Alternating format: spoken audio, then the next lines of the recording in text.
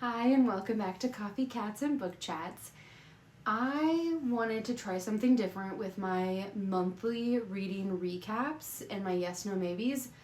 I feel like I run out of time to talk about certain books when I'm doing those because there's usually so many I need to get through. So I decided I'm going to split it into two parts for my April monthly recap. I'm going to do part one this week of Yes, No, Maybe, and then part two will be next week of the rest of the books from my April reading recap. Let's get started. My first one is Strong Like Water. This is by that same author as Try Softer that I talked about in my March monthly recap. Loved that one.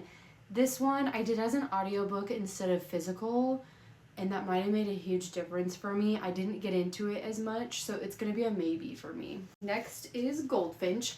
I've talked a lot about this Plated Prisoner series, so this is for sure going to be a yes from me. Next is Queen of Shadows in Sarah J. Maas's Throne of Glass series. This is book 4. This has been my favorite book in the series so far. I mean, it was gripping from first page to end of page, whereas some of the first 3 books in the series were good, but they had chapters of it made me not want to keep picking up the book to keep reading it. But then once I would pick the book up, I'd get into it.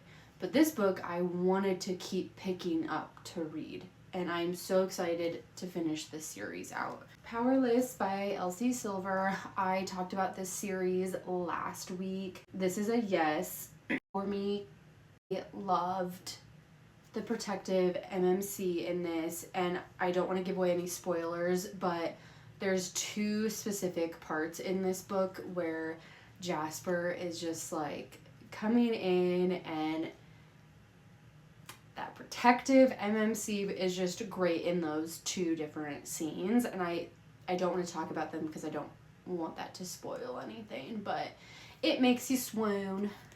Last one for part 1 this week is going to be Reckless by Elsie Silver. This one is a yes for me as well. I felt like it was a little bit unique versus some other romance stories.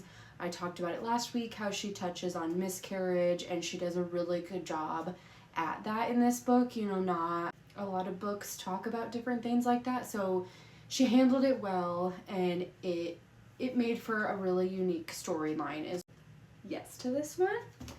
And that completes my part 1, and stay tuned next week for part 2 of the rest of my books I have read in April.